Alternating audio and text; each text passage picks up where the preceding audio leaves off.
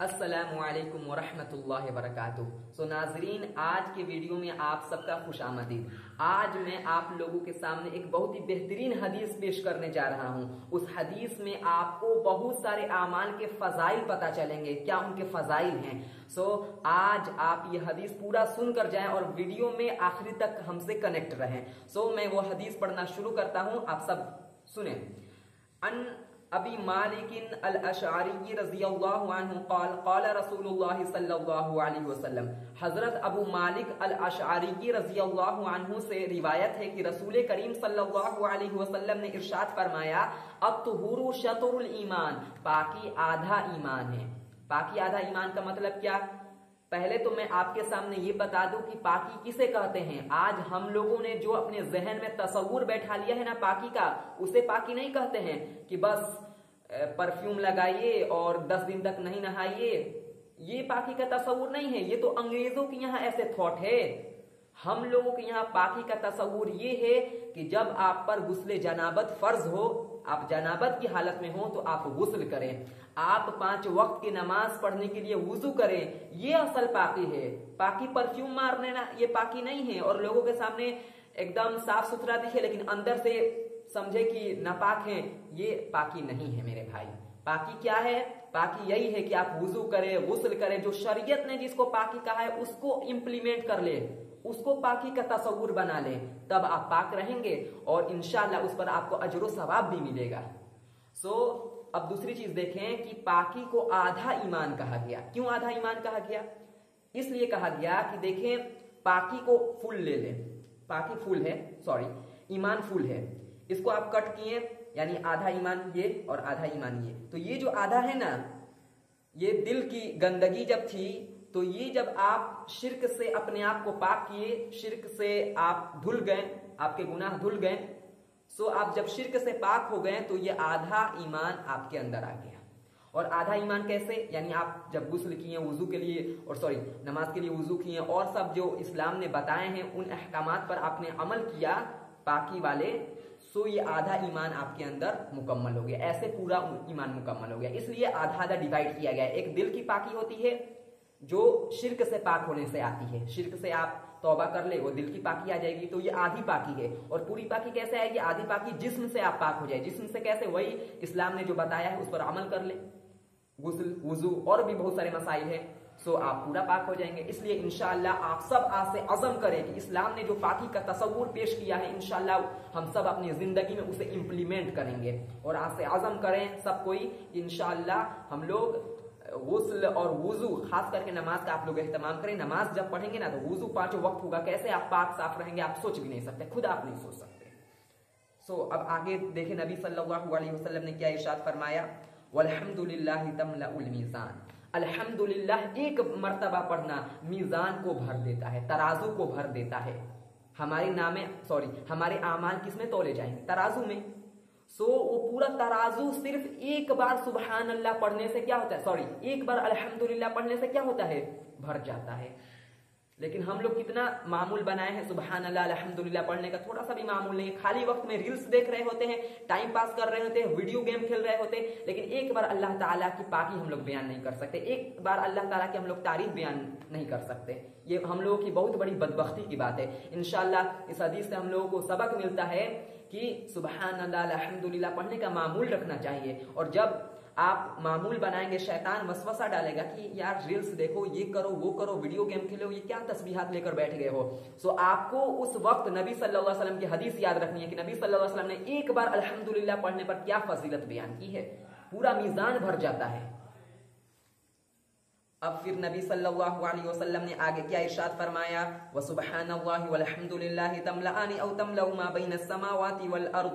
اسی طرح سبحان اللہ والحمد للہ اتنا پڑھ لینا پورے آسمان اور زمین میں جتنے اسپیس ہیں، خلا ہیں، خالی جگہ ہیں، وہ تمام خالی جگہ نیکیوں سے بھر جاتے ہیں، یعنی پوری نیکیاں کس کو مل گئی؟ آپ کو مل گئی۔ کتنی خوشی کی بات ہے، آسمان اور زمین کی خلا کم ہے میرے بھائی، اتنا سارا نیکیاں آپ کو مل گئی سبحان اللہ والحمدللہ پڑھ لینے پر۔ سوچے کتنی بڑی فضیلت کی بات ہے۔ اس لیے آج سے ہم لوگ معمول بنائیں کہ ذکر و اذکار ہم لوگ انشاءاللہ ضرور کریں گے۔ پھر دیکھیں نبی صلی اللہ علیہ وسلم نے آگے کیا ارشاد فرمایا، वस्सलातु नूरुन, नमाज क्या है? नूर है, रोशनी है, लाइट है। कैसे?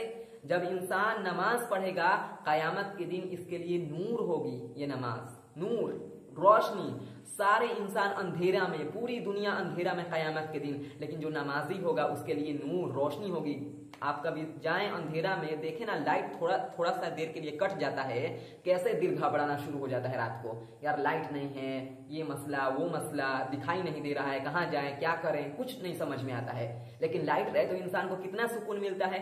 तो सोचे ये नमाज कितनी अहमियत वाली चीज है और कितनी बड़ी चीज है कि कयामत के दिन पूरा अंधेरा, इंसान घबरा रहा होगा, लेकिन ये नमाज आपके लिए क्या होगी? रोशनी होगी, नूर होगी। इसलिए नमाज की पाबंदी हम सब करें, 5 वक्त नमाज पढ़ें।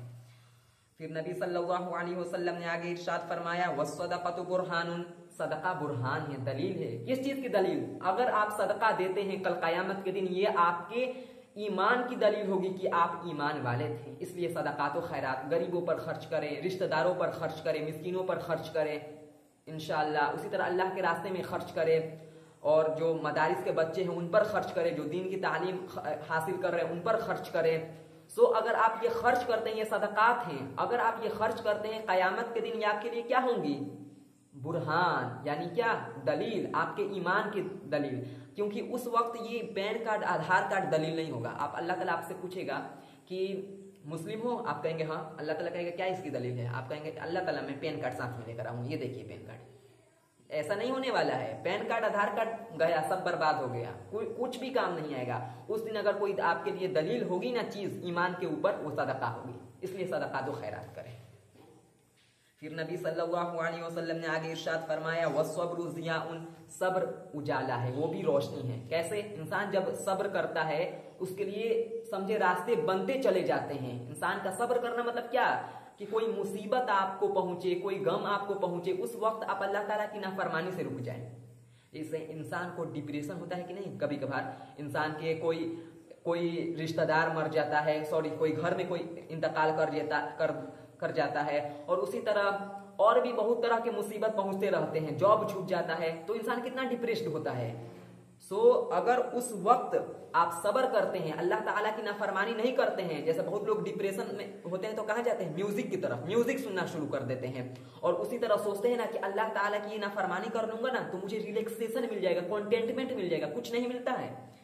इसलिए सब्र कर लें, यानी अपने आप को गुनाहों से रोक ले और सोचे कि अल्लाह ताला इसका बहुत बेहतरीन बदला मुझे देने वाला है। तो देखिए, जब इंसान सब्र करता है ना तो उसके लिए रास्ता खुलता हुआ नजर आता है। लेकिन जो बेसब्रा रहता है, सब्र नहीं करता है, अल्लाह की नाफरमानियों की तरफ जाता है ना, उसके लिए रास्ते तमाम बंद हो जाते हैं, उसको हर वक्त डिप्रेशन खाया जा रहा होता है।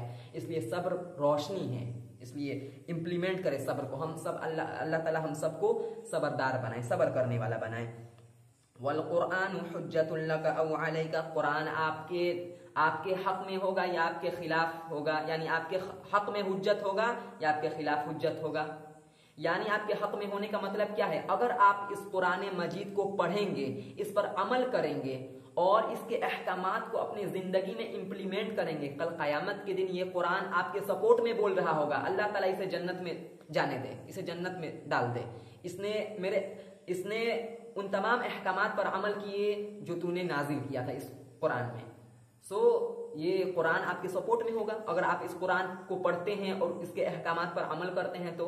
लेकिन यही कुरान अगर आप इसे नहीं पढ़ते हैं, इसके अहकामात को नहीं समझते हैं और इसके अहकामात पर अमल नहीं करते हैं, तो ये कुरान कल आपके खिलाफ बोल रहा होगा, अल्लाह ताला इसे जहन्नम में डाल, ये मुझ पर अमल नहीं करता था। पढ़ भी रहे हैं, अमल नहीं कर रहे हैं, फिर भी कुरान खिलाफ होगा, क्योंकि कुरान क्या है? असल अमल के लिए है। आप उसे पढ़ें, उसे समझें, उस पर अमल करें। कुरान पढ़ने से मोटिवेशन मिलता है अमल पर। इसलिए कुरान पढ़े भी, समझे भी और उस पर अमल भी करे ताकि कुरान आपके सपोर्ट में हो। वरना समझे कि यह कुरान कल आपके खिलाफ होने वाला है, दुश्मन हो जाएगा कुरान आपका। अब सुने आगे, कुल्लुन्नासी यग़दू फबाइउन नफ्सहू फमुअतिकुहा औ मुबिकुहा, रवाहु मुस्लिम, मुस्लिम शरीफ की हदीस है। हर इंसान सुबह इस हालत में करता है कि वो अपने नफ्स को बेचता है, अपनी जान को बेचता है। या तो वो उसे आजाद करा लेता है या तबाह करा लेता है। हर इंसान अपने बॉडी को बेच रहा होता है, अपने रूह को बेच रहा होता है। तो बेचने में यही ना होता है, या तो आपको फायदा हो जाए या तो नुकसान हो जाए। तो फायदा होता है, तो आजादी मिल जाती है। कैसे? जहन्नम के अजाब से, जहन्नम की आग से। वरना इंसान को तबाही मिल जाती है जब नुकसान होता है। तबाही कैसे? जहन्नम के आग में आप दाखिल होंगे कल क़यामत के दिन। और कैसे इंसान अपने आप को बेचता है? इंसान बहुत सारे काम करता है, काम काज करता है, अगर उन कामों को करते वक्त अल्लाह ताला के अहकामात को अपने जहन में नहीं रखता है और उस पर अल्लाह ताला के अहकाम के मुताबिक उन कामों को नहीं करता है, तो वो फिर नुकसान उठाता है, अपने आप को तबाह कर देता है, जहन्नम में जाने का अपने लिए जरिया तैयार कर लेता है। और अगर उन तमाम कामों को जो उसके सामने पेश हो रही हैं रोजमर्रा की जिंदगी में, अगर उन कामों को वो अल्लाह ताला के बताए हुए तरीके को मुताबिक करता है, तो फिर अपने आप को आजाद करा लेता है। कैसे? कहां से? जहन्नम की आग से। और अपने आप को जन्नत में जाने के लायक बना लेता है। इसलिए मेरे भाई, हम सबको चाहिए कि इन आमाल की फजाइल अपने जहन में मुस्तहज़र रखें और इन आमाल पर, इन चीज़ों पर अमल करने की कोशिश करें। इंशाअल्लाह मैं भी कोशिश करूंगा, आप सब भी कोशिश करें। ये बहुत मोटिवेशन वाली हदीस थी। सो आज के लिए इतना ही। अस्सलामु अलैकुम।